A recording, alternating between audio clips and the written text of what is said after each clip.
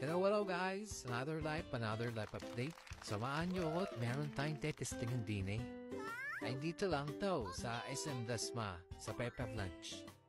Ano kaya rin na-order ko kakaiba? Pero kung sabi sa akin ng cashier eto to, masarap.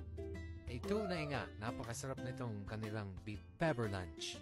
Ako ngayon natatawa at kasi madali ko. Hindi ko naman alam, sobrang init pa nung kanin, napasok tuloy ako. And by the way guys, meron na rin pala sila ditong salad. Kung mapapansin nyo yung lalagyan, para sa lalagyan ng halo-halo. Diba, steak? Ang dali lang din niyang i-prepare kasi, shake mo lang, then ready to go na. Lagi na rin kasi ako nagugulay these past few days. Wala, change lifestyle lang, char. And of course, napaka-sulit naman ng food nila kasi dito.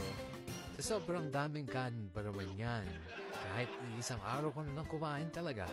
Busog. At kung nag-aarap ka ng dating spot para mag-chill out, eto na recommend ko sa'yo. O siya, ako ikakain na lang muna din eh.